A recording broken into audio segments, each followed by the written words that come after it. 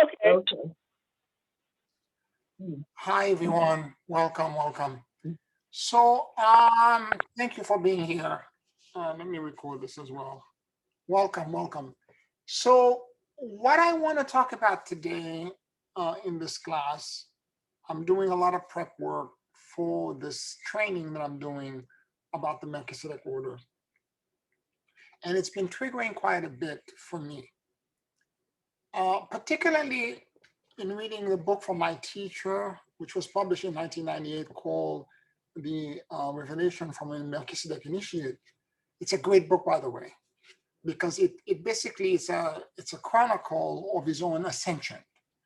And he talks about, in very candid details, the struggle, because some of the stuff he was moving through with this core group so quickly that he got ill, he got sick. Several of them were feeling all kind of weird symptoms because they were moving through these various initiation very fast and very quickly. So one of the things that became very glaring to me as I'm reading this, he went through this process, published in 1998, but he went through this ascension process, 1992, 93, and 94. Whatever happened to him here cannot occur today. And I'm going to explain why, okay? We have a much different landscape externally in the world than what he was experiencing now. My teacher lived in California. And as he was living in California, in Los Angeles area, in the vicinity, etc., he had all the times in the world, and him and his core group were meeting every week, and they were doing all these deep meditation. They would all go in group Merkaba together into the inner plane, talk to the ascended masters, get initiation, activation, doing all these kind of things to accelerate the ascension process collectively. Now, because they were doing it in group, Vaiwemus and Master Dwaku were in Kolinmo, Melchizedek was saying, they were able to accelerate the ascension process than if it was one person doing it. Because when more than one person come together, it creates a group body that's much bigger. And it opens up doorways and possibilities that were not accessible before. And I want to mention the fact that although I acknowledge and I'm very grateful for everything that he did, but I can tell you that the kind of landscape, if you look at any newspaper clipping from the time, because he has the months and the dates of when this event occurred and that happened and what he received from this channeling and all that, if you look at any of the dates and you look at what was happening in the world around the time, it cannot compare to anything we're facing right now, okay? Just on the West Coast alone, where he lived, if you look right now, the greatest worry that my clients out there have is that they are worrying about fire and smoke because of the unbelievable heat wave. When you have temperature of 108 fires, I have a client that's in the Matsashta area who had to be evacuated and ran away, highly sensitive because of the smoke and the fire, the 3 fires that were burning in that vicinity. So when you have to, in other words, during the time that Dr. Stone, my teacher, and all of the core group were doing this, they didn't have these catastrophic climate change, political instability, COVID-19, world event, all of the things that we have to contend with now, right now in the outside world that's causing our experience with the outside world to be much more complicated. Things were much more serene. And as he did his activation and his prayers and all of this, he was able to connect and enter into these upper and higher realm a lot easier. And they went deep because they were together. The higher chakras, because we have 7 chakras, but chakra 8 to 15, if you think of a Russian nested egg, right above it, above us, there's another body, although not visible to us, but energetically it's there. And their chakra 8 9, 10, 11, all the way up to 15 that belongs to the fourth dimensional body. Then chakra 16 to 22, fifth dimensional body, and so on and so forth, all the way back into God. So he was activating all of these things and all these chakras. The best way to imagine the process to understand what initiation and ascension is about, once you have balanced the first 7 chakras, meaning by that each chakra has and it will depend on your own blind spot, and it's customized. Each chakra have a positive and a negative aspect. Each chakra has a part of it that may be positive for you or negative for you, depending on where you are at the moment in your emotional maturity with it. And the moment you have calibrated and you've balanced it, then if you think of them as energy balls that have one string connected to them, so chakra, first chakra being at your seat, second chakra in below the belly button, third chakra, solar plexus, and so on and so forth, all the way up to the 7th chakra here. Once you have balanced all of it and everything is working in harmony, and you're asking for acceleration in your ascension process from the ascended masters, the first chakra drops, pulled down almost like the string. The entire system gets pulled down and drops into the floor below you. Okay? So that now the 2nd chakra is where the first chakra is. The 7th chakra is now where the 6th chakra is. And in the place of the 7th chakra is now the 8th chakra. Okay? And as this process continues, you continue to balance more and more. The string gets pulled down into the core of the planet, and the other higher chakras are cascading down piece by piece until the 8th chakra now drops into where the first chakra was. Okay, and that's the process of now having completely embody the fourth dimensional chakras. And then the same thing gets repeated with the 5th dimension, 6th, and so on and so forth. But every time a new dimensional chakra comes in, they bring in a higher level of emotional balancing and maturity that needs to happen with every chakra. Okay? And the reason I'm saying this, I want to explain the process kind of in general terms, but more to the point right now is that I want to go into some details about the timing.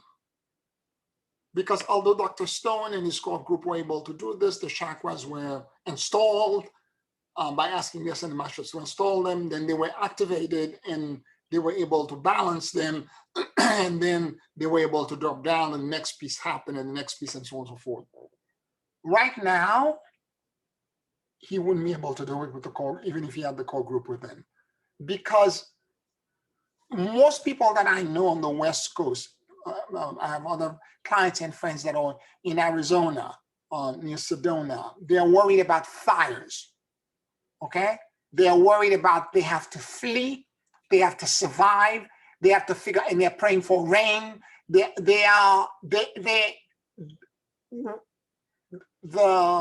freedom that you would have to sit and spend hours in meditation and allowing your consciousness to enter into your 4th dimensional body or the 6th dimension or the inner plane. People are watching the weather or the smoke alert to know which direction the winds are blowing, because the smoke can be so bad that for many of my clients on the West Coast, that Oregon, that whole area, particularly last year, where you go outside, the smoke is choking you. And you have to go back indoor in air conditioning because you cannot go outside and drive or walk around because you're being choked by this thick smoke. The smoke got so thick last year that it was visible from space. It looked like it was a giant hurricane. So when you're living in that kind of environment, rather than worrying about going in the inner plane and doing your spiritual practice and spending 3 hours in meditation and doing all of the things that you need to do to move you into the next level of initiation, the concerns are different. When you have COVID and you're worried about whether the place that you're going in, I know, it's going to be safe for you, or do you risk having an infection? Or you're curbing your traveling because you're not sure. For example, right now, borders with travel to India and to a lot of places have been shut down because of this new variant of COVID-19. So if you have business in India, and I know a lot of people, millennial, who had all kind of tech businesses where their business is completely at a halt because of what's happening in India right now. All these people dying, they have a lot of their staff that have been affected, and so on and so forth. So we're living in a time where if you look at the pattern that is set up and you try to duplicate it, you're going to have a hard time doing it, because the kind of focus and discipline that he had, because the world was a completely different world. We were not facing multiple potential global catastrophic crises. Because we're in a different world, we have to somehow find a way to incorporate that information into our practice, yet still at the same time monitor the real world to know if we have to fight or flee. Okay? Because there are too many things that are happening out there that are highly dangerous to our own survival.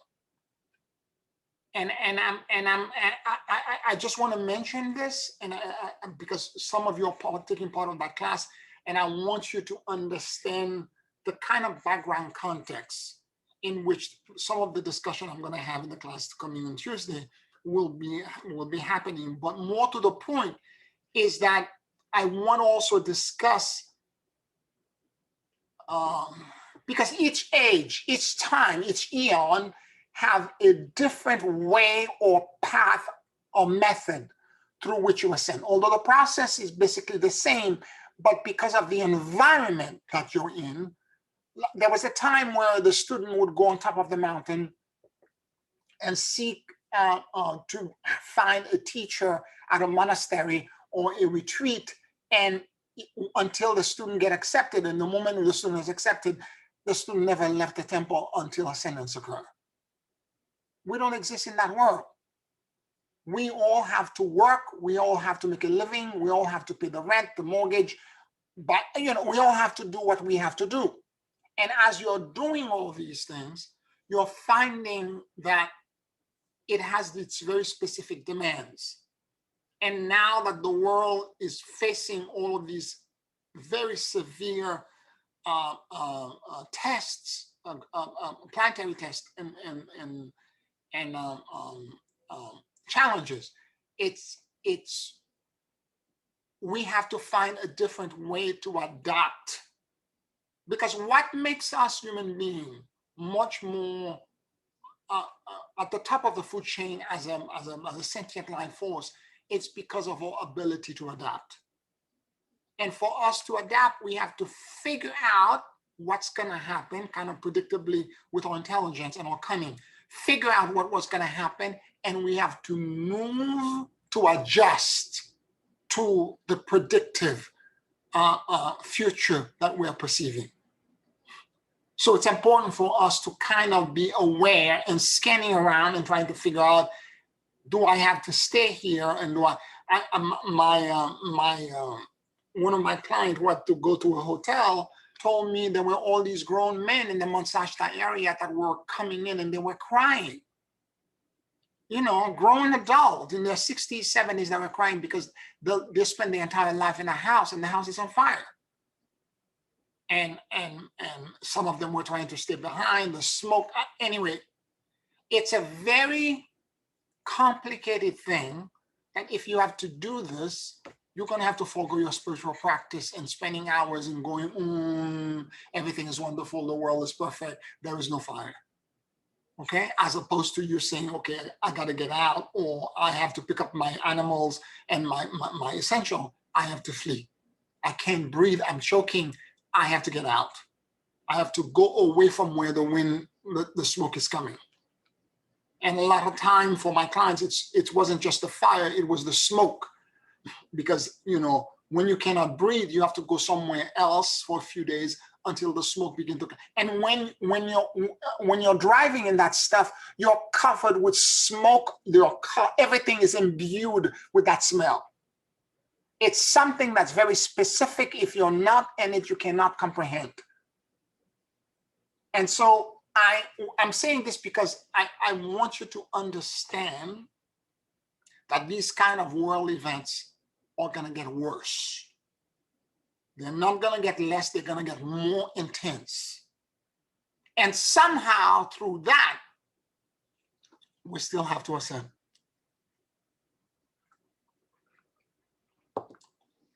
Somehow through all of these events, we have to still figure out a way to achieve what Dr. Stone and the core group has done the way we're doing it now. As a group, as a family, as a collective. We have to figure out how to do it. And what I can say to you is that in this book, a lot of the prediction that Dr. Stone had at the time he was doing this, he was very sincere about it. The revelations were coming to him about his future and what was going to happen to him and everything else and so on and so forth. I can tell you a lot of it didn't happen. Okay? Because all of that future was changed, was altered. It didn't happen. At one point, he thought he was going to die when he was 96. There are multiple, and not just in this book, in other books as well. He died when he was 52. So part of it is because potential for a future does not mean that that future will not change at some later point. And also, to my mind, Dr. Stone and his core group ascended, but they ascended energetically into the 5D and beyond.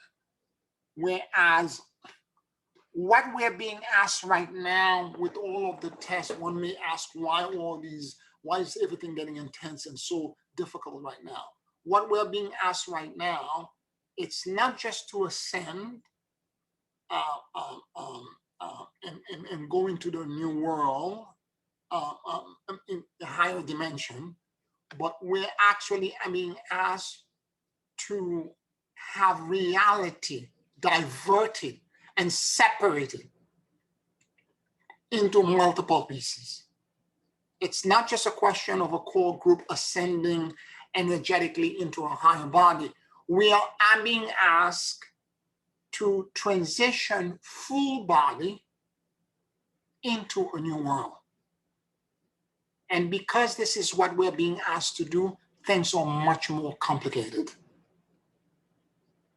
And therefore the challenge, and because every time, the energetic stuff is one thing, and it requires a certain number of emotional maturity and so on and so forth, a certain level of processing, a certain level of mastery, and so on and so forth. But what we're being asked now, right now, it's much more complicated. If you don't have emotional intelligence, and that emotional intelligence need to drop into your cellular structure.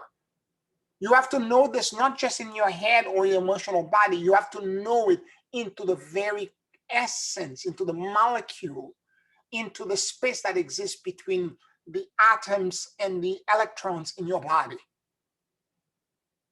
It has to seep into everything. And for that kind of mastery and profound owning of these lessons and of this knowing, for that to happen, the universe has orchestrated greater external challenges to constantly trying to move us away, to cause us to overcome, to figure out a way to overcome, so that as we continue to overcome, we get it penetrates deeper and deeper and deeper and deeper until with every fiber of our being, we own the truth that we know of 100%. Okay? So to my mind, the challenges that we're facing right now are exactly about that. All of the things that are happening around us and in your world, whether it is your relationship to people, your relationship to at work, your relationship with family members, your relationship to your community at large, your relationship to act of God, things that are happening in nature that are affecting you, things that are happening, whether it's a tropical storm or a cyclone, a hurricane that's coming, or whether it is wildfires, whether it is drought, because the other thing, and the reason there are so many wildfires in the West, is the drought. It's one of the worst drought that they've ever had now. And any kind of lightning storm just ignites things, and things begins to smoke and burn like crazy. And again, they're all related to, of course, climate change, but more to the point, it's related to us somehow. If through all of this, all of these challenges, you can still find a way to get to the 5D and beyond by following this process, even though there's a part of you that's scanning and trying to survive and say, okay, I gotta go, I have to stay still, I have to move. One of the channeling that I did years ago with the Galactic Regent Council, they were describing the landscape of the future as that of walking through quicksand, where you have to keep shifting your center of gravity from one foot to another with agility. And not only agility, but you still have, in the midst of all of this, you have to find neutrality, you have to find peace, and you have to exist in truth. And that's the challenge. That's the real challenge. Now, even in all of this, in other words, one of the things that they were talking, the Tibetan have been talking about is the emptiness, non-attachment. You have to be so non-attached to the material things that if you have to go, you take the essential, you get it to go back, you get to get the essential, you jump in your car and you are gone. And whatever is not essential to you, you leave behind. And if you can get that level of detachment or non-attachment to things that are around you, and you can still be in peace, in serenity with yourself, and connect to what is really essential to you, whether it be your family, your spiritual family, your blood family, whether it is your larger community at large, or your connection to your divine, your connection to God. Because to me, what's really the key to my ascendance and to me navigating myself into this crazy, turbulent bardo, the Tibetan talks all the time in the Tibetan Book of the Dead about the dangerous path of the bardo. The journey through the bardo is dangerous and perilous. And as we're moving through this landscape, it is always for me important to remember that I have to remember that I am, that it's my connection to God that is the permanent.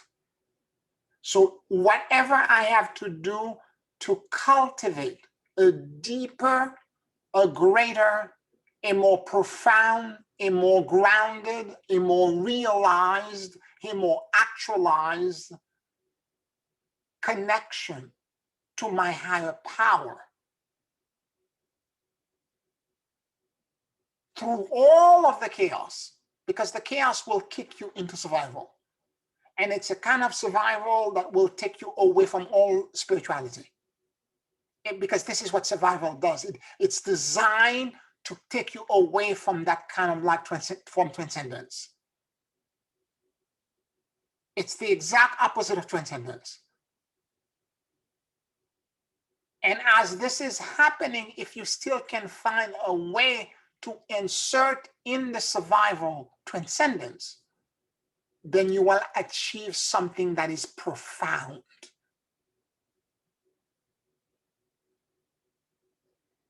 I hope this is beginning to hit a tone for you, a note, because I want you to understand this.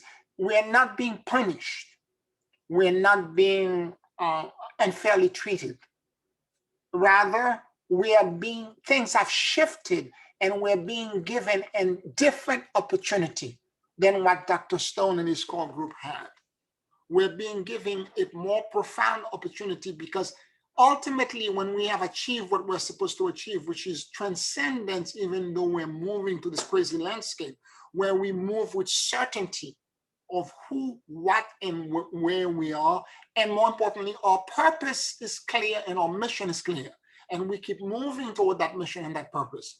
And as we keep doing this and we keep moving through, even though there's turbulence everywhere, then at that moment, when we have achieved that kind of like certainty, we will own that truth, not only in our emotional body, but in all of our bodies, even cellularly, even in our DNA. And the moment that happens, we will be able to dimensionally separate and shift from the people who will remain still in survival. We will separate with them at the time of the galactic equator crossing, and we will diverge from them.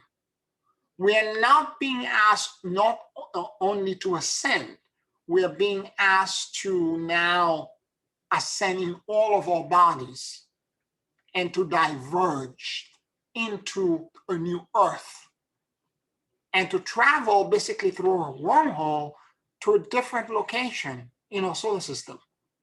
Or it might even be in a different solar, not solar system, in our galaxy, or it might be even a different galaxy. I suspect it's a different galaxy. 4,429 light years away. Any questions, any comments?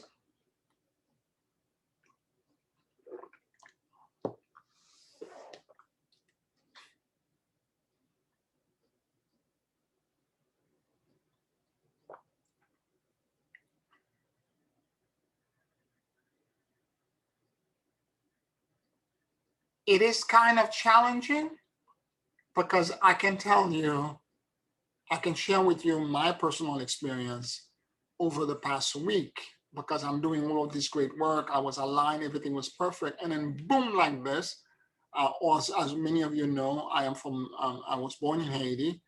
The Haitian president got assassinated by these 28 Cuban hit squad in his own residence, sleeping at home. And he was bullet-ridden with 12 bullets. His wife got 3. That whole thing threw me, my whole family, in a loop. And it was not 3 days later that I realized that I couldn't focus properly in my spiritual practice. I was trying to do it. The first day I kind of like slightly did it, but it wasn't the same because energetically that whole thing was consuming me. I'm connected to the group body of the Haitian community. And there's a lot to be said. We are the poorest country in the Caribbean, and there is reason for this because we were the first Black nation to be independent. And from the get-go, everyone in the world, every other nation that was all white, decided they quarantined us. They didn't want to do commerce with us. Prior to that, Haiti was called the Pearl of the Caribbean as being the place where everything was shiny, flow, money, etc. And right after the independence, we were quarantined.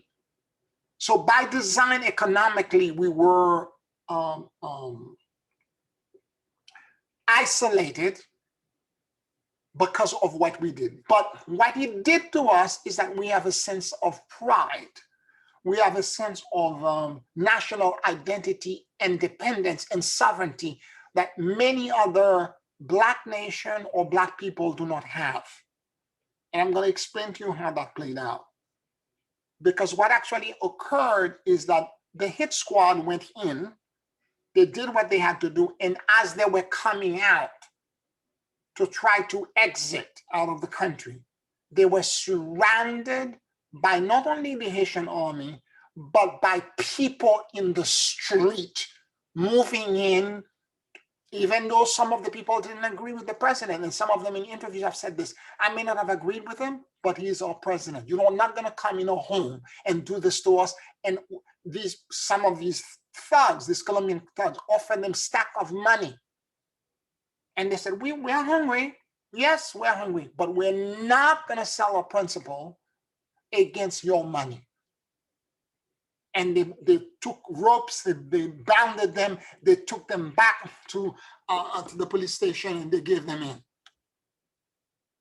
There is a sense of sovereignty and pride, and not the bad version of pride, but a sense of we are independent people, even though politically there was a whole lot of unstable things, very complicated to explain very briefly, that were going on from way before. The moment these strangers from another country came in and killed him, that was it. The whole nation united behind him, because they would not permit this to happen. And I was talking to my family, the sense of shame that I felt for those 3 days that I was trying to process all of this. And I remember having a conversation with my sister yesterday. Yeah, yesterday. I'm like, I'm not going to watch any more of these news clips, because it's coming in almost every hour. There's more detail. I don't want to watch, because what ended up suffering because of this was my alignment to my God. Because I got so worried. Again, this is an event where the group body is being attacked. It wasn't me personally, but it's the group body and our identity as being sovereign Black nation.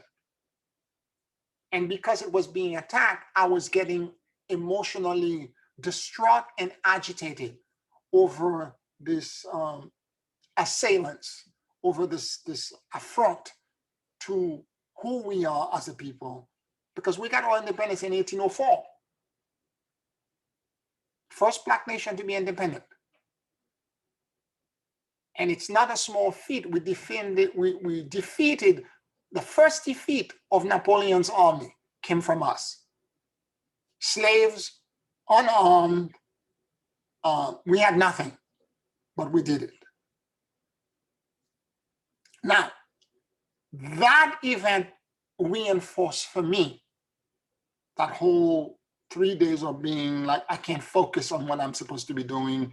I go through the routine and I start doing it, but my head is not there, because other feelings and emotion that are connected to the event that's just occurring is present.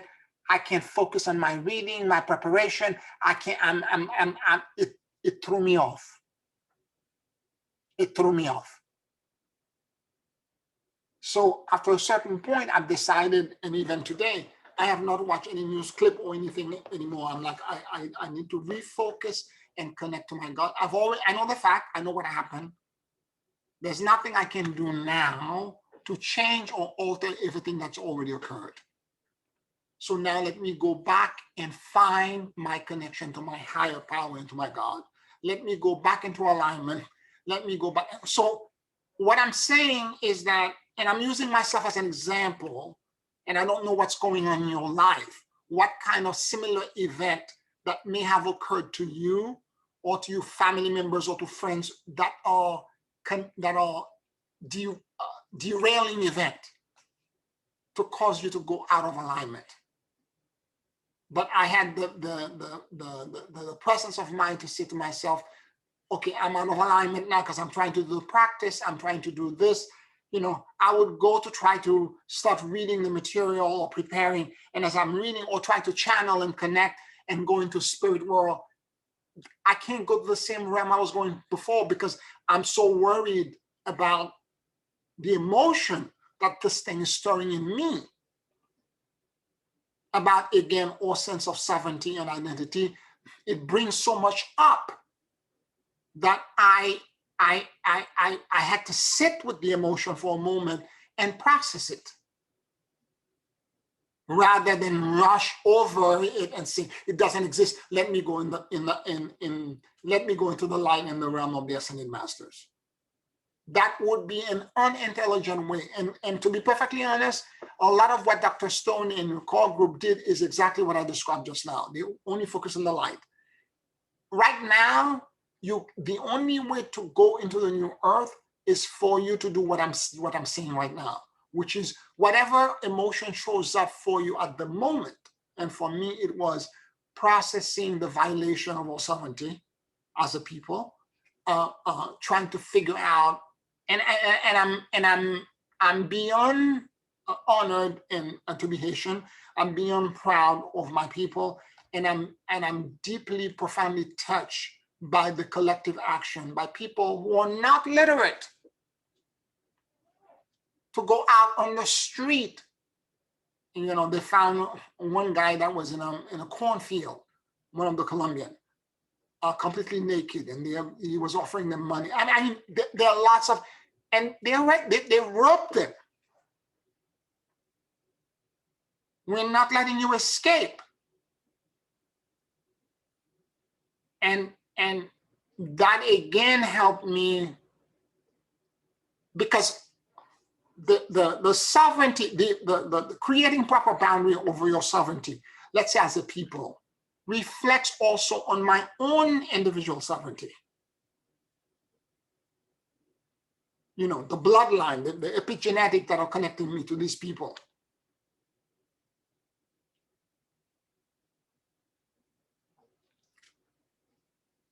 Any questions, any comments?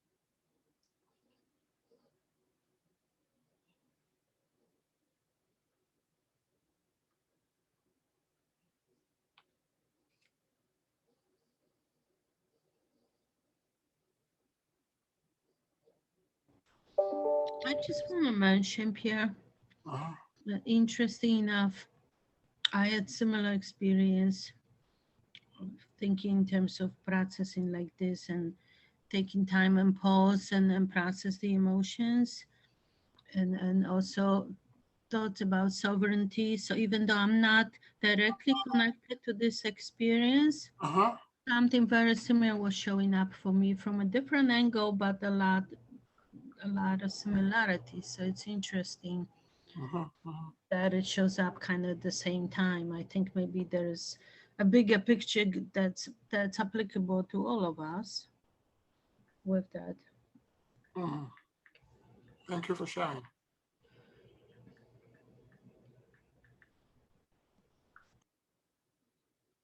Anybody else?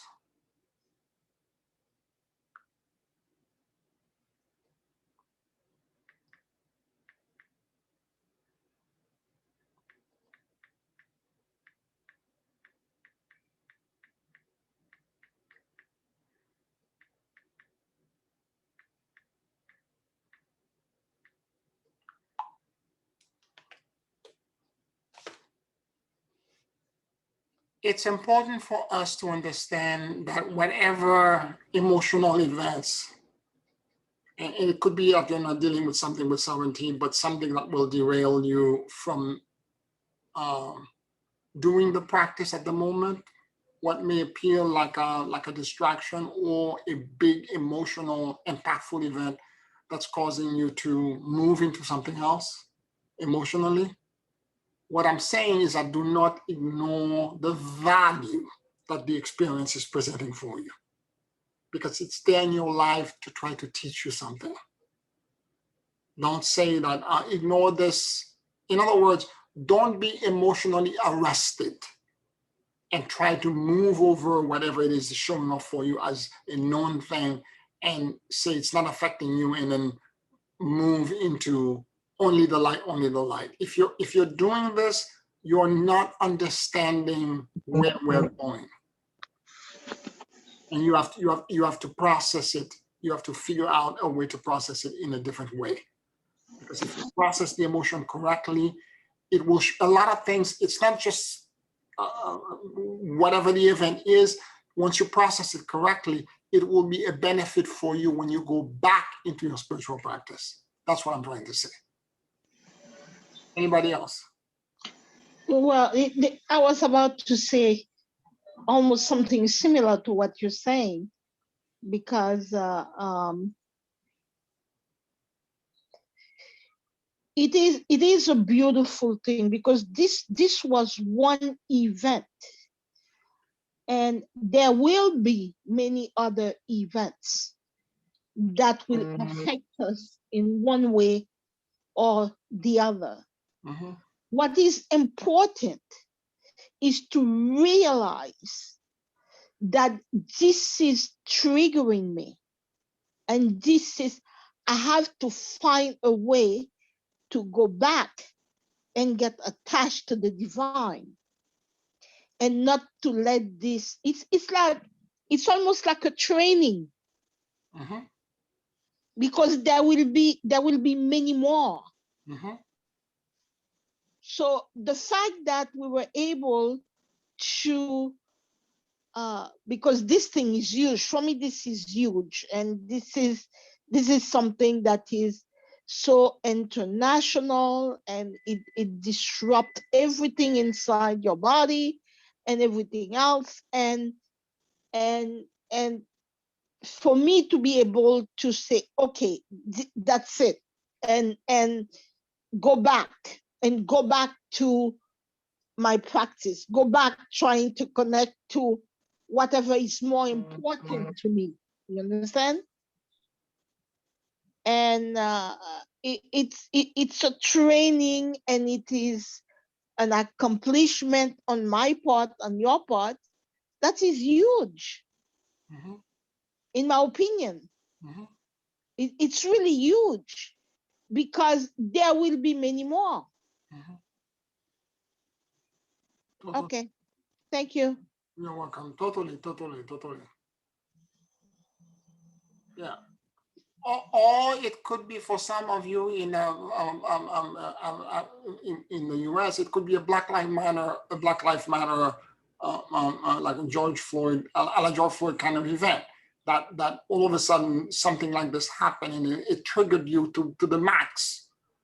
And when that was happening, I kind of held my feelings back, because I have very strong feelings about, as a Black man living in the U.S., your experience is unique. No other gender, even Black women, cannot understand what it is like to be a Black man in America, because we have a target on our back. Okay, and it's a very unique experience. And when something like this happens, every time some of these killings happen, it triggers me in a very profound way. But I have to find a way to create transcendence out of it, because if I allow all of the rage, the fear, the anger, and the sense of being victimized to show up and to be released, I will incinerate everything around me, including myself. And the point is, I was counseling somebody recently about someone who felt victimized because somebody stole a lot of money from him. And he was screaming and yelling and saying that they're thieves, they're criminals, they should be punished by God. And in the meantime, this person started getting sick and asking me for healing. And I had to say to him, you have to let go of, I know these people victimize you, but the reason you're sick right now, it's exactly because the rage that you're experiencing now, the anger, is poison. It's poisoning you, and it's making you sick. And if you cannot figure out a way to let the poison out by releasing it, you're not going to recover. And unless you're able to do this, you're not going to get well. It doesn't matter how much I take you to source and release you into the light. You're going to have to do this yourself. How do I do this? Here is some meditation, here's some process, how to surrender, how to let go. And you need to release this and understand that the rage that you're feeling, it's true that there was an injustice done against you, but the rage and the anger that you're feeling right now that you feel so unjustly abused, although justify, is a bridge that's connecting you to the abuser. And as God moves to punish or karma, whatever, to create retribution against them, the fact that you have that rage, you're sharing the karma with them, because that bridge connects you. And and by you surrendering and let go, you're not doing it for them. It's not you asking for forgiveness for them. You're releasing it because you don't want to be toxic anymore. You're releasing it because you don't want the poison in your body anymore. I hope this makes sense. And that is forgiveness. Yeah, that's what forgiveness does. And it's not, and really, you're not doing the forgiveness for them. That's right. You're doing it for you. This thing is killing you. And you have to let it go. That's the only thing that you can do, is that you have to let it go. Otherwise, it's gonna, you know, it's like you just swallow acid, and it's eating you from the inside out. Yeah. So there's lots of things, and again, strong feelings and emotion, and this experience this man is having is directly connected to the collective experience that we're all having right now. We're being taken to a crucible to be purified into the rarest and the highest metal possible. And all the impurities have to fall out. All of them have to fall out. And there will be customized experience. This man is experiencing this thing with this criminal. And one other thing I said to him was that you're not just angry, because he's at one point said, I'm so angry right now, I feel like I want to commit suicide. I said, you're not just angry. I said, I'm crying. I said, cry. And I said, I said to him, you're not angry just about that particular experience, but you're angry over the cumulative experiences of everyone that has betrayed you before. They all are coming like an accordion. And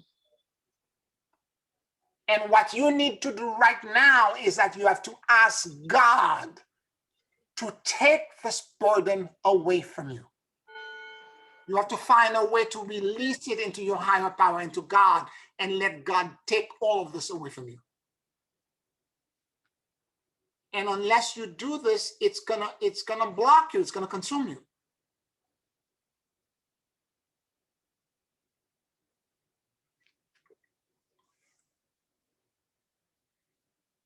Any questions? Any comments?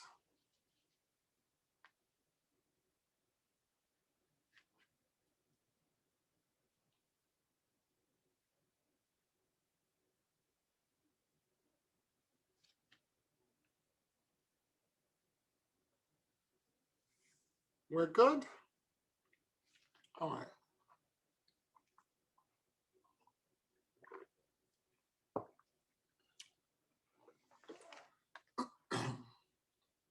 So one other thing related to this is that it's the cultivation, and this is the second part of this class, it's the cultivation of your relationship with what you consider your higher power or God to be.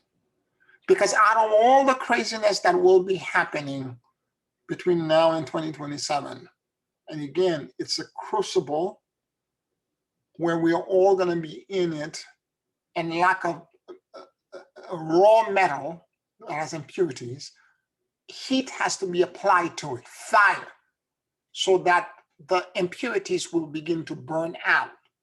And what will remain behind, it's the molecules and the atoms in its purest form. When you get gold, gold is typically has a lot of impurities in it. and you have to burn it. You have to take it this whole process of burning, and all of the impurities, the lead, the other minerals that are in will fall out because they melt before, and the gold remains behind only in its purest form. So something akin to that is happening to our soul and to our consciousness. And not only that, but to our physical body. That's happening to all of us through a physical body, and we are being altered and changed with every one of these little experiences. But I can tell you, I'm going to be very honest with you, it's very disorienting. Because, you know, once I'm in my groove, I know exactly what I'm supposed to do. And for a week and a half, 2 weeks, everything is wonderful. Everything is great. I know I go every day, pop, pop, pop, pop, and my practice, everything is moving along. There's insights. I'm writing. I'm doing my spiritual work. The connection to the ascended masters and the higher realm, everything is beautiful. And then, boof, something like this happened. It just takes you right out, and you don't know where you are. And emotionally, all of this thing opens up, and that you got to process. And then I have to process it and deal with it. And then right after that, I have to say, okay, I have to pick up the pieces, and wherever I was, I have to find my way back into it. And that process of keep returning back to I'll keep returning back to the original to my original state, that process of constantly returning, it's to reaffirm and constantly cultivate my relationship with my higher power, with the ascended community, with the Holy Assembly. It's for me to constantly be reaffirming that I belong in that collective. I am identifying myself with that.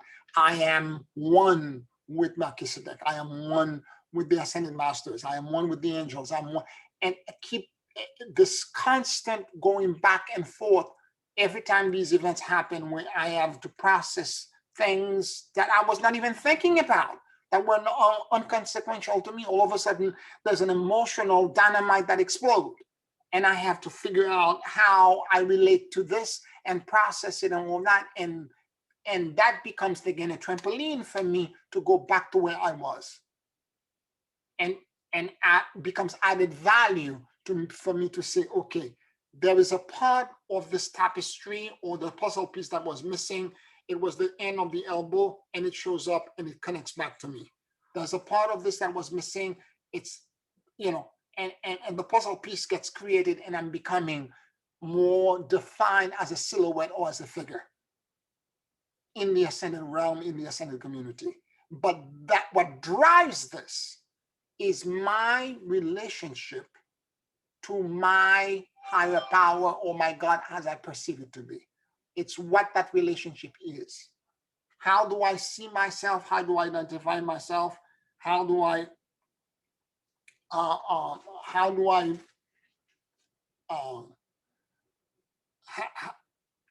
and more to the point, that relationship will continually evolve and grow. And again, I think the mistake that many people are making, not mistakes, but the average person, a lot of mistakes that they're making a lot, is that they keep thinking that God, or the perception of what God is a stationary point. Okay? It's the one creator, the fixed point, the man in the white chair, you know, with lightning bolt, passing judgment, you know, or it's Jesus, or it's a fixed thing.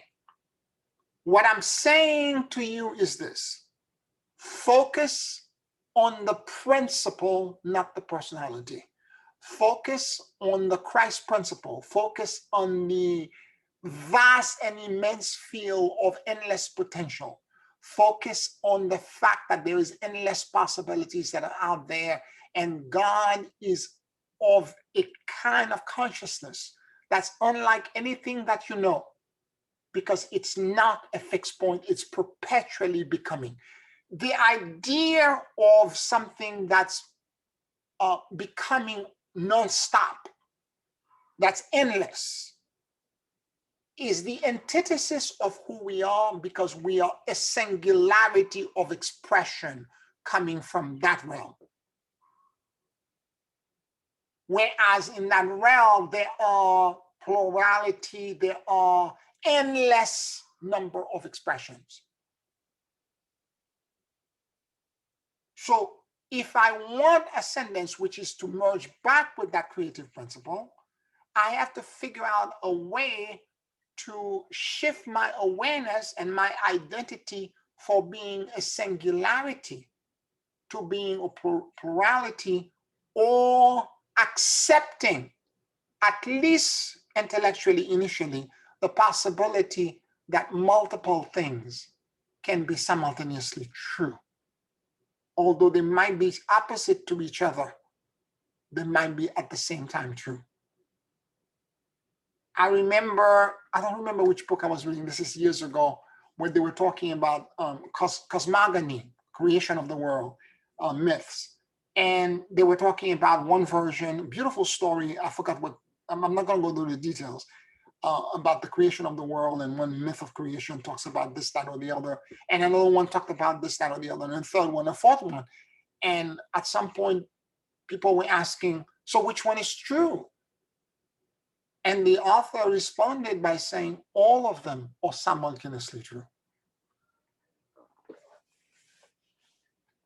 And it's that kind of like sit back and go, okay, I want one truth. I want everything to be funnel. I want it to be linear. It has to be one thing leading into this, into that, into that, into that. And the universe is much more complex.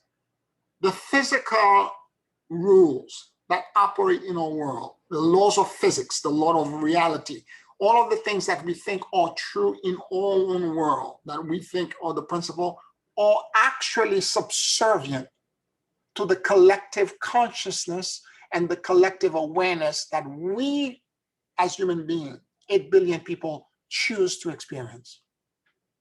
In other places, in other planets, even in our own galaxy, where people have opened themselves up to other kind of possibilities,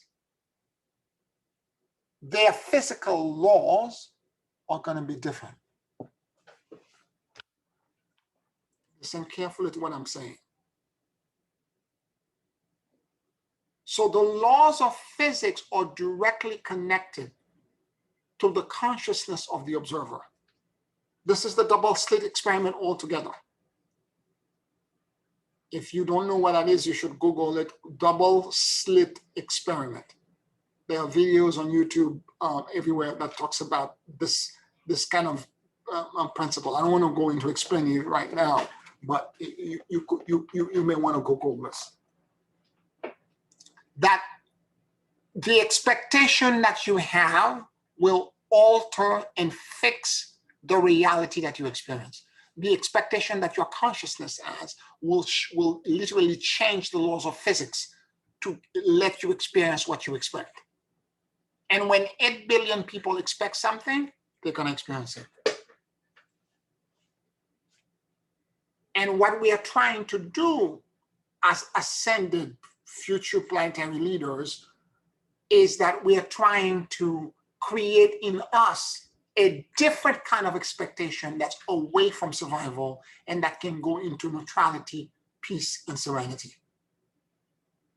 And when we can go in that, even we're being assaulted by all of these chaotic and crazy events, if we can remain, and if it's a critical mass, and I'm going to say a number here. Initially, the critical mass needs to be 144,000. But what it will take for us to begin to diverge and go into the new earth is about 800,000. It's not even a million. 800,000. To actually hold a different expectation in our cellular body, everywhere in our belief system. And the moment that happens, we will begin to diverge. We'll begin to separate. 10% of the earth population.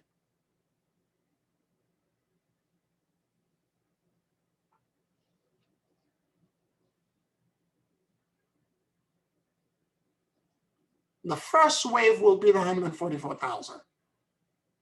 And the 144,000 will begin to influence Now, so our little group here that we're doing the Order of Melchizedek training, we have about 17, 18 people who are doing this work. As we're doing this, we're going to begin to influence and change a certain, as we move away from survival into something else. As we begin to move, we're going to begin to influence already the people in our circle of influence. And they, in turn, will create, each one of us, wherever we're posted on Earth, we will create a group body, we will begin to create a vortex, and that will increase and get bigger. And it basically, it will create a rotation, it will create a circular motion that is similar to what happens when gases in the universe are circling around, colliding with each other, creating a rotation to begin to form, let's say, a planet and eventually a star. The process of all of them circling together and begin to create a mass and create a very specific motion as a very specific intent, that is a process in our own physics that we call the accretion disks. And we will be able to do that on a spiritual plane by holding, with all of this chaos, a very specific alignment. And as this continues to happen, we will begin to shift and shift and shift into something else.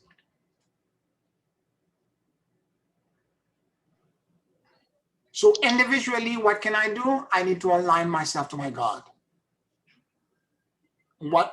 In whatever way possible, and I need to be open to the possibility, not the inherited stuff, but open myself up to a cultivation. What do I mean by cultivation? If you're cultivating a plant, every day you go to the plant.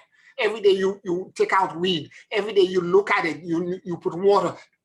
That kind of cultivation. Not something that you go to on Sunday.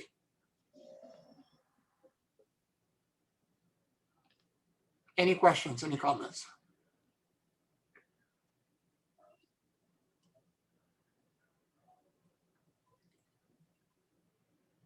Because it's fascinating. Because I'm thinking about what you said about the universe and the creation and the new planet and everything else. We're doing the same thing. Mm-hmm. Right. So no separation. Yeah. We all have to do the same thing in order to evolve. Yeah. As above and so below. Correct. Yep. Yeah. Thank you, Pierre. Not a problem. Mm-hmm. So the idea being is that whatever is occurring, whatever we're going through, whatever training, whatever, that relationship with our Creator becomes the key. It's the driving force. It can be, and this is where spiritual practice becomes important. It has to be a daily conversation, a daily something that you have to go back to, okay? Even on the days where I was being assaulted with this killing of the president of Haiti and how disturbing it was, I still find a way. I was not in the same level of light and alignment, but I still went back to my practice and I was still talking to my God.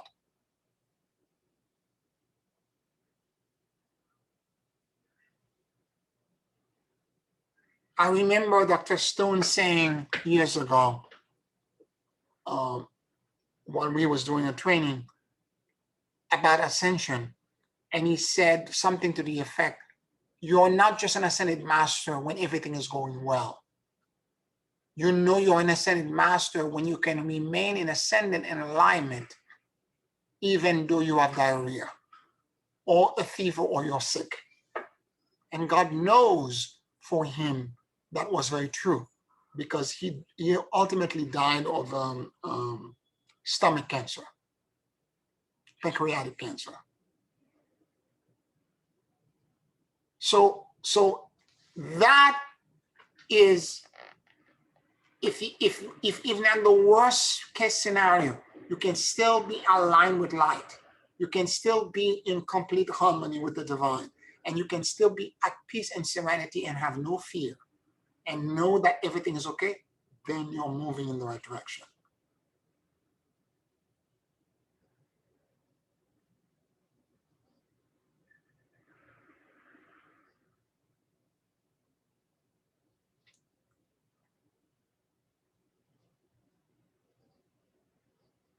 Because the relationship that you have to that creative principle, even when you're in the crises become the catalyst, the way for you to communicate with your God, even with deeper, because when things are well, you take everything for granted. I think somebody once said that we only evolve and grow when we are at a moment of crisis. This is the way humanity evolves. There's plenty of crises out there. And if this is an indication, the landscape we're going to move into is going to be fabulous, because there are plenty of catastrophic things that are happening all around us.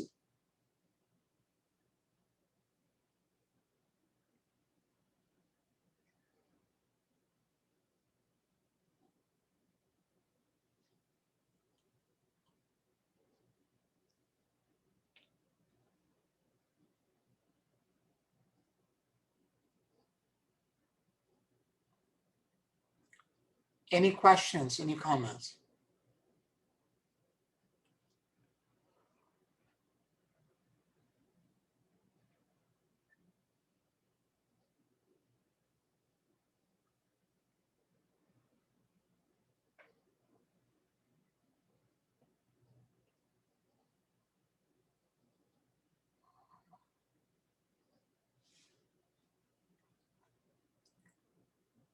All right, if there are no questions or no comments, let us take a 5-minute break. And on the back end of that, when we return, we will do a closing meditation.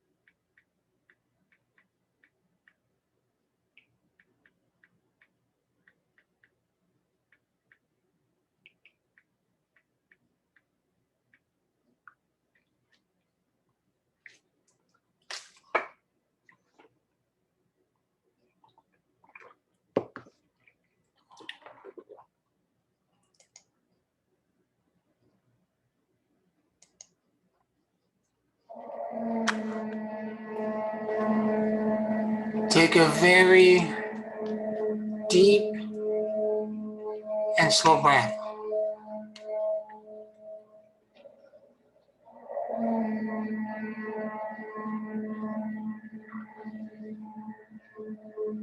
And as you inhale and exhale deeply and slowly,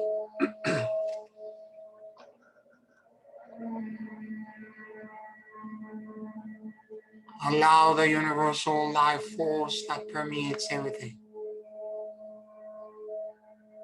to enter into your lungs.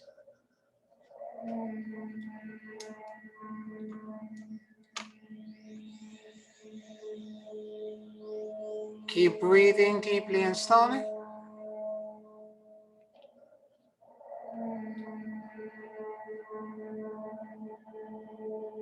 And let your soul and your awareness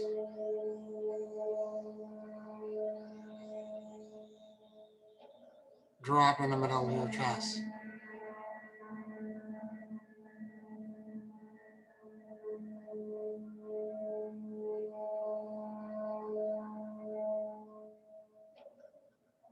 Please forgive me.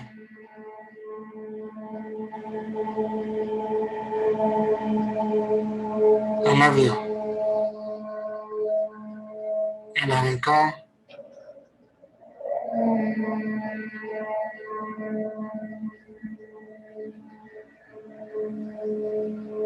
Please forgive me. I love you. And I let go.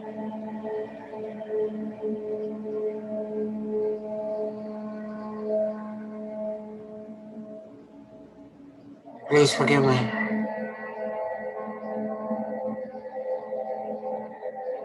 I love you. And I let go.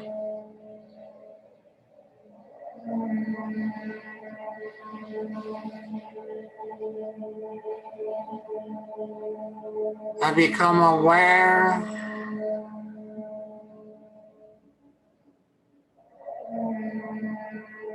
that my entire consciousness is being generated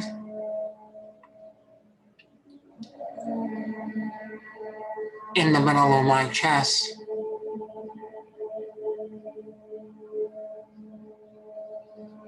My entire self-awareness is now heart-centered.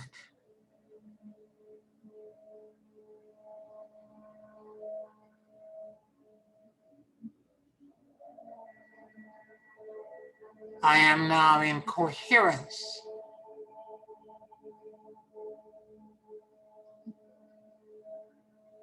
where my mind and my heart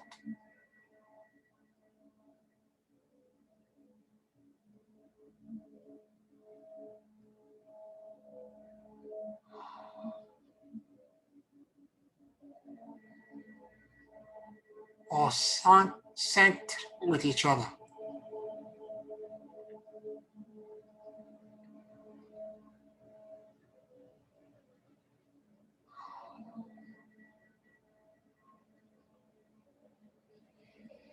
Please forgive me. I love you. And I let go.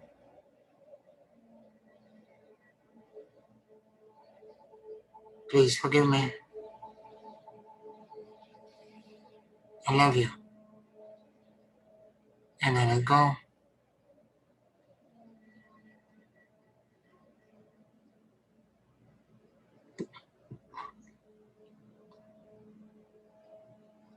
Please forgive me. I love you. And I let go.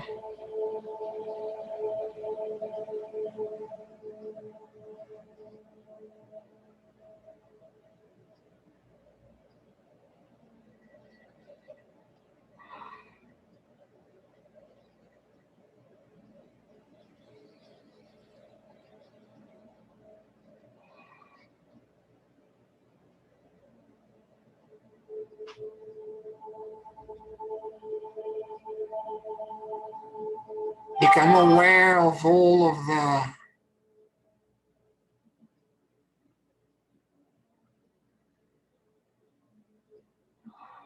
flow, morphogenic field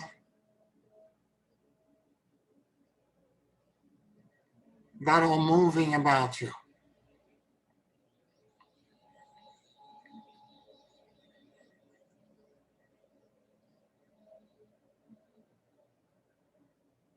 Keep breathing deeply and slowly.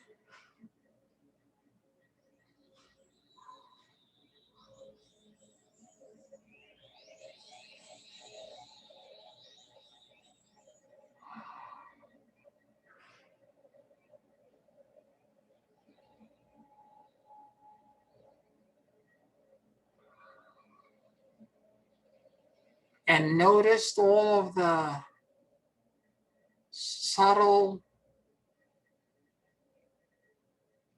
energetic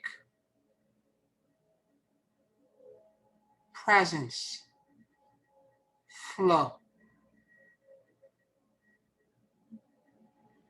that are surrounding your entire being and awareness.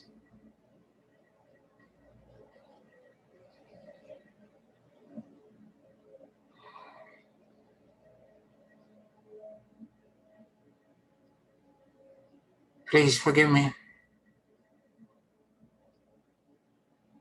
I love you, and I let go.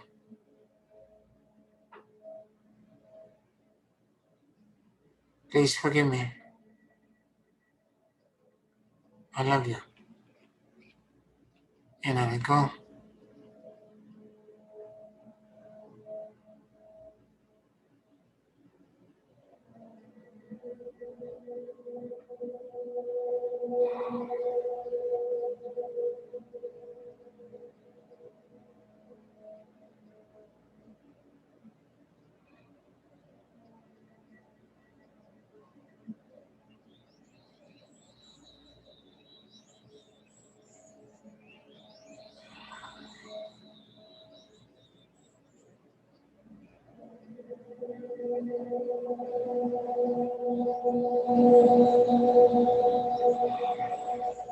I release all attachments, fears, and control.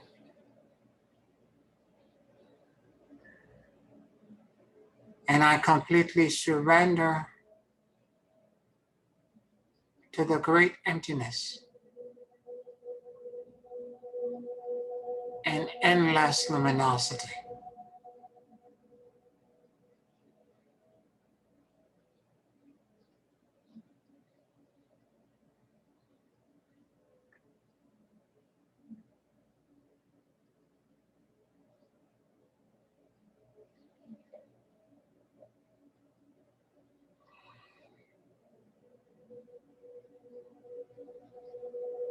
I release all attachments, fears, and control.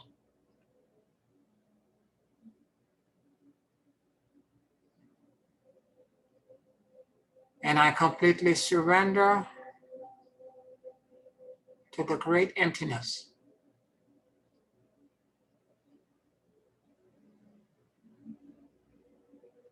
and endless luminosity.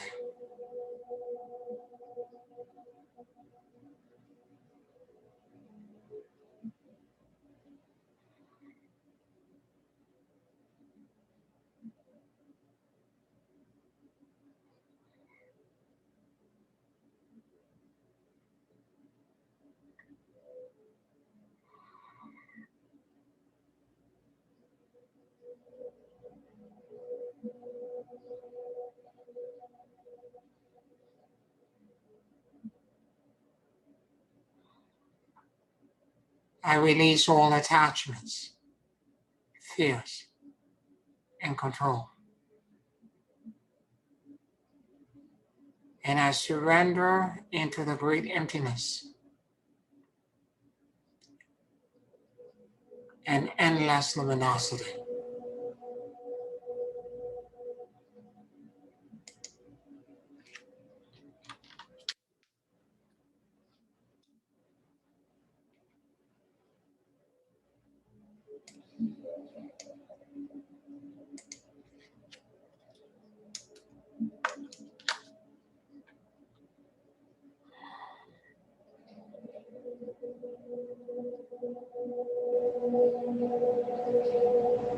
I release all attachments, fears, and control.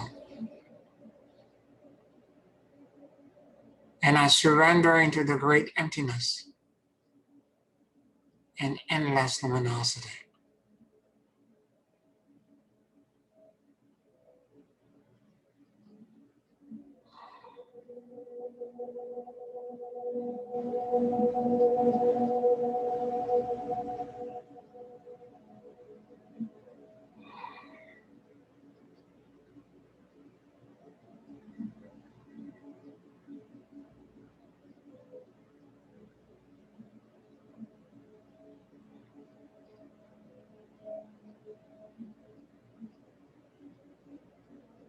In the great field of endless possibilities,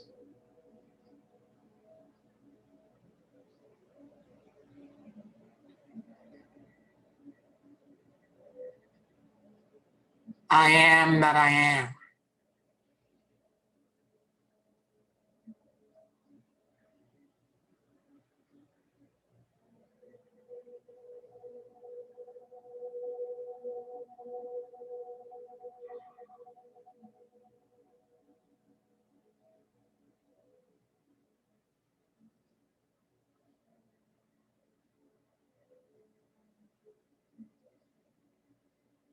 I exist as an actualized and manifested potential.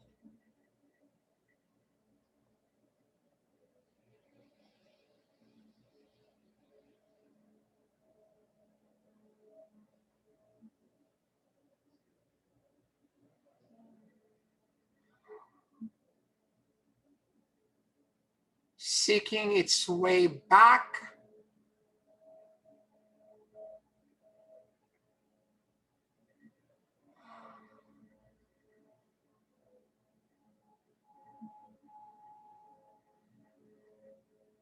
into infinity times infinity.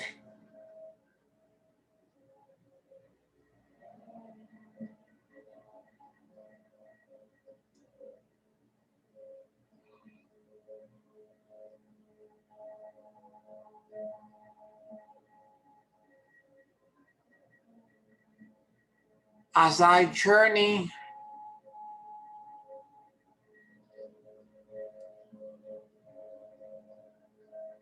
through the bardeau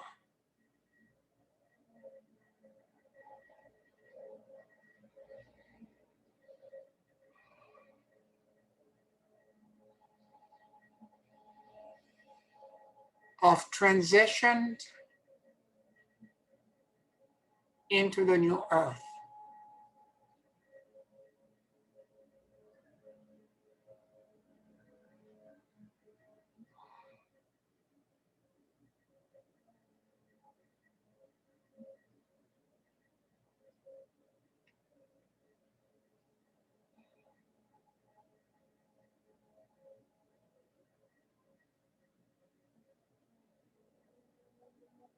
I am being given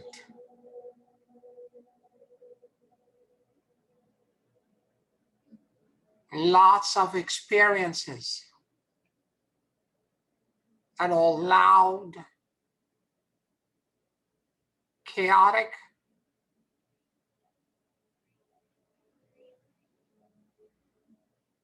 emotionally charged, and terrifying.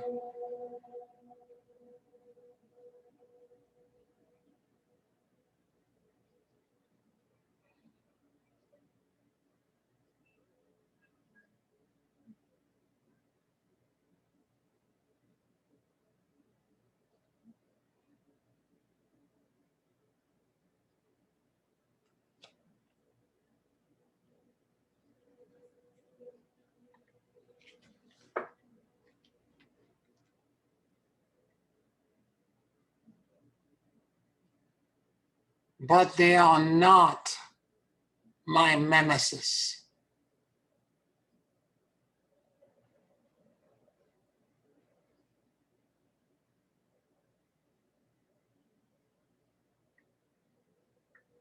They are nothing more than an opportunity for me to reaffirm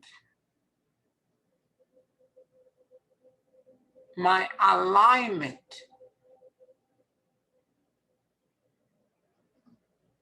to my God.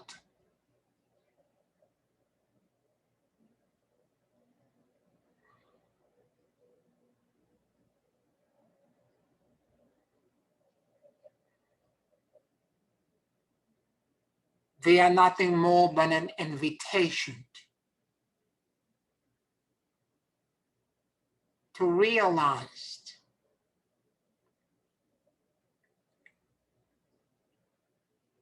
that no matter how terrifying, loud, disturbing, and agitating these external events are,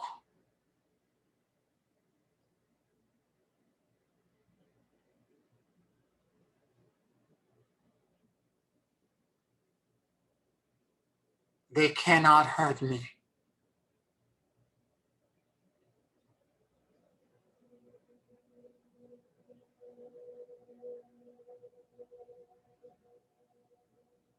For I am a body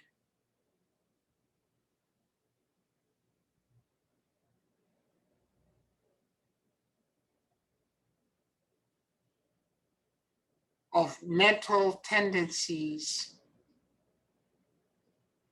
focused on a matrix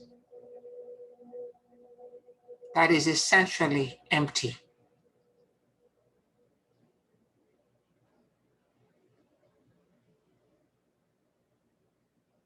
And these terrifying experiences are illusionary.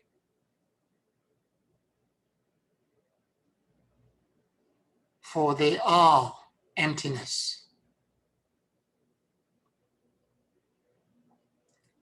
And emptiness cannot harm emptiness.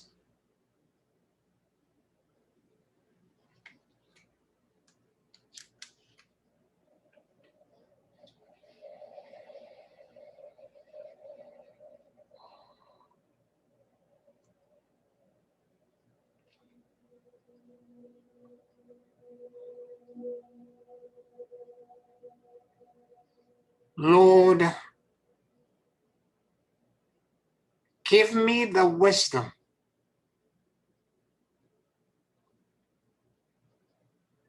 to quickly realize this, as these events have a way of triggering emotional reactive responses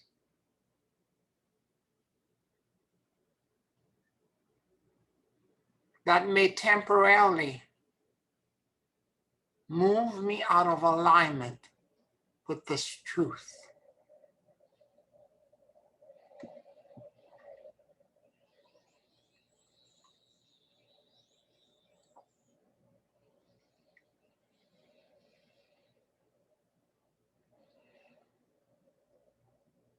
Do not take these tests and opportunities away from me.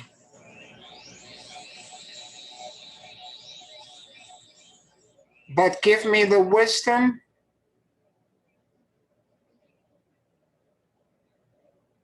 to become self-aware and learn the lessons quickly,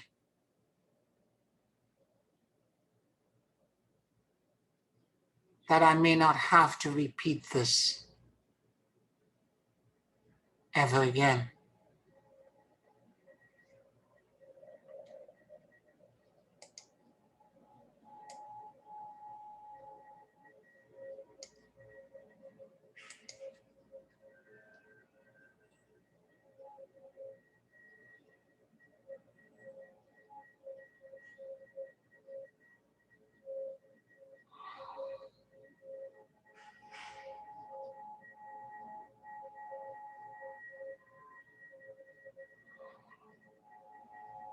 I release all of these attachments or perceived attachments to places, people, things, all fears,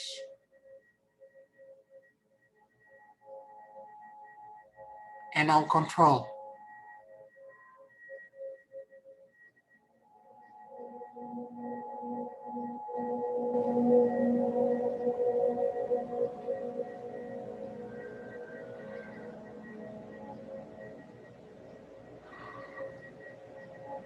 And I surrender into the great emptiness.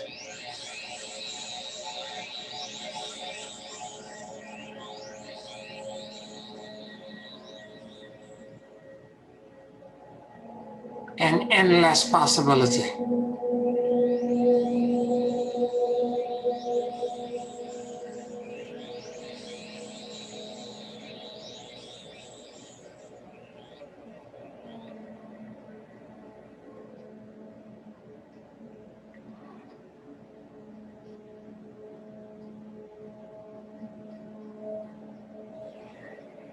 Help me experience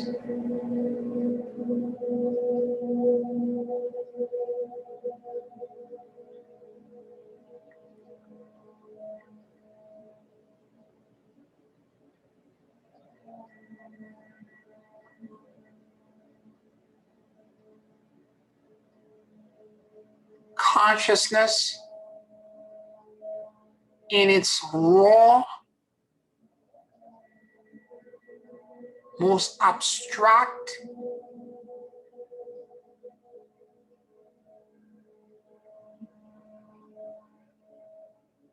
and purest form.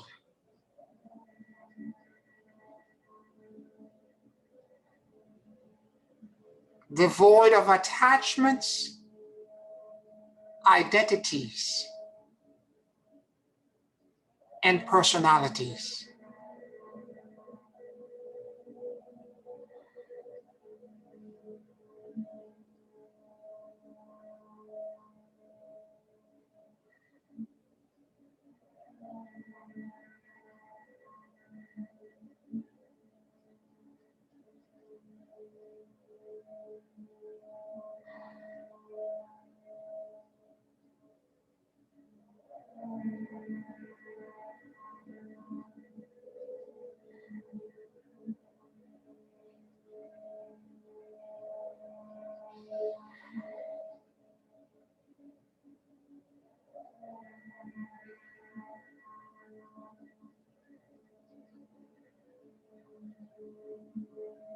Show me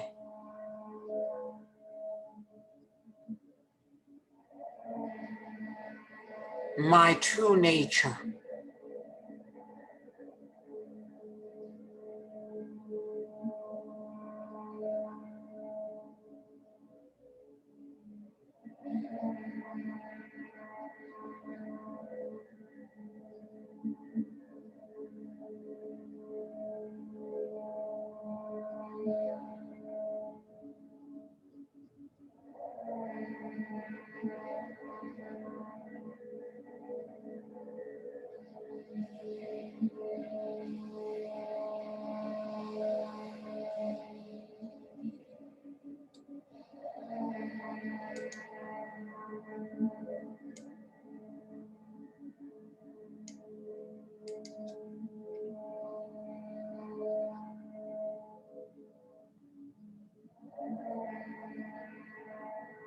What am I blinded to?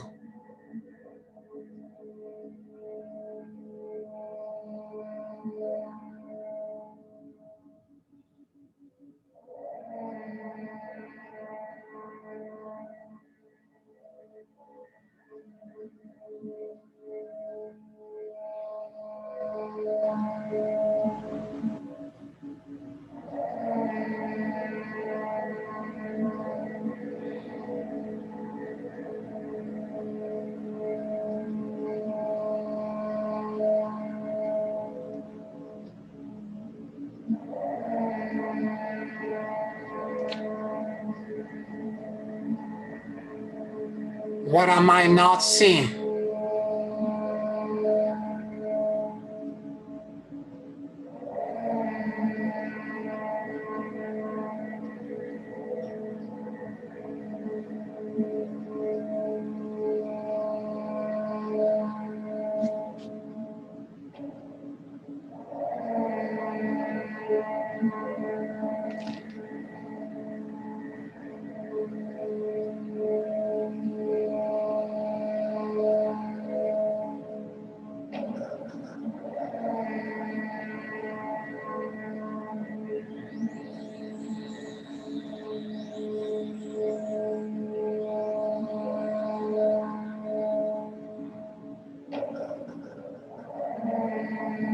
Show me the truth.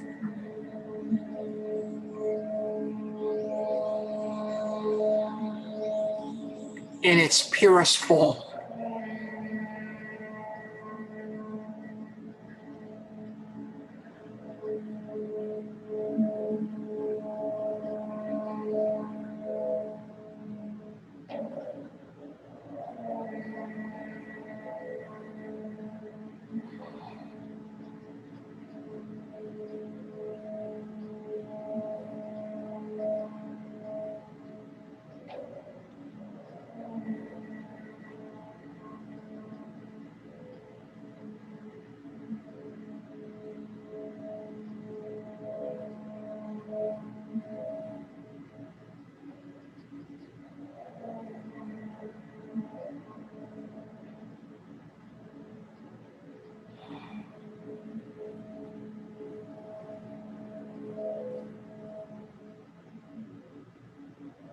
Let me experience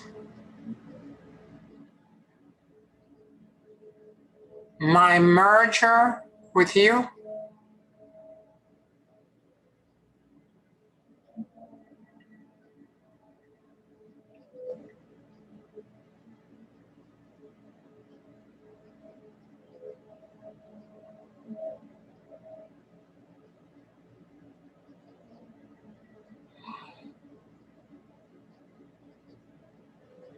Demonstrate to me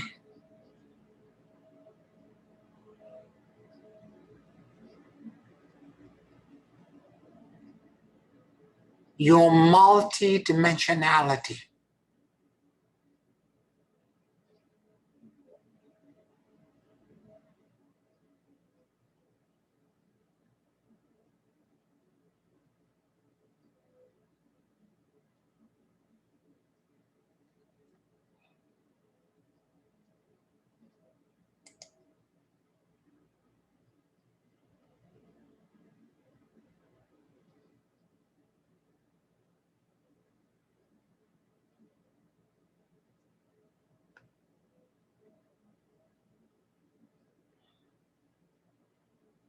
In the vast continents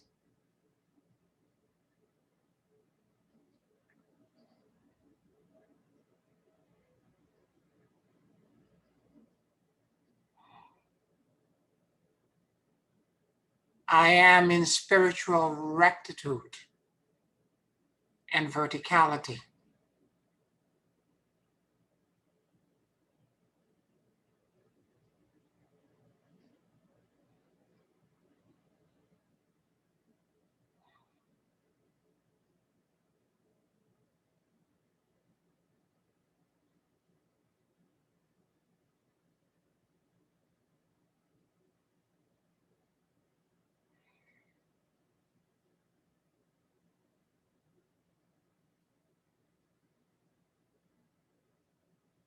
Let me experience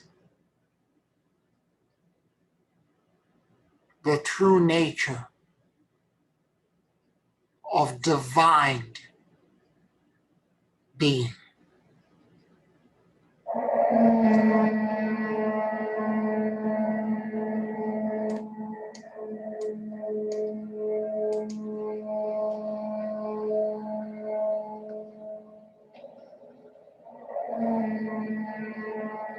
Expand me into your knowing. Elevate me into your understanding. And fill me with your wisdom, clarity, simplicity,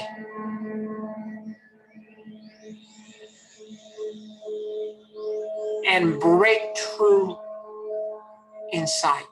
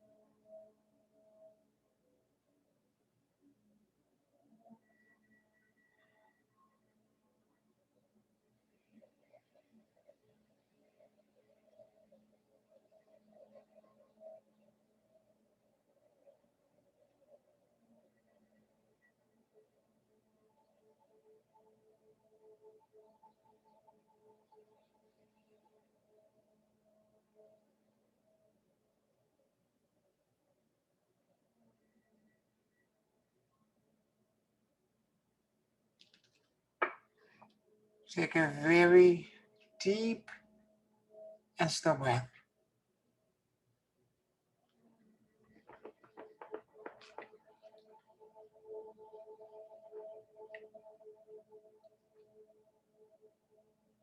And whenever you feel ready,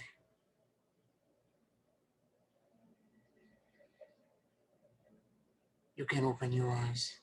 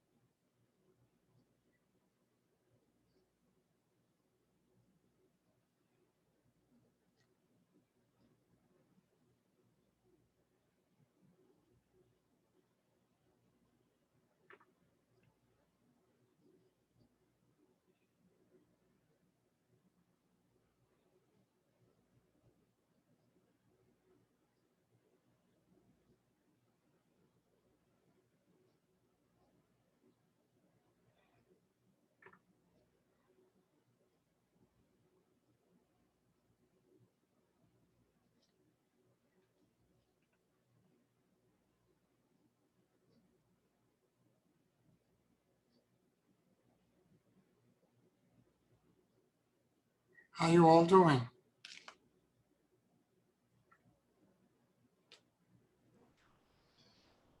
Thank you, Pierre. That was beautiful and powerful. You're welcome. Thank you, Pierre. You're welcome. You're welcome.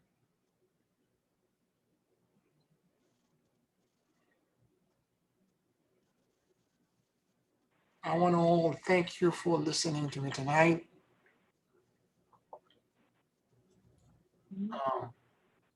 Yes, it is my great hope that whatever my few words were able to enlighten you a little bit, and that the energy portion was able to connect you in a deeper level to your own God concept. Good night, everyone. Thank you. Deep love. And I'll talk to you next week, okay? Good night, Pierre. I'll see you on Tuesday. Yes, yes. Thank you. Good night. Bye-bye. Good night, everyone. Good night. Good night, Sylvia.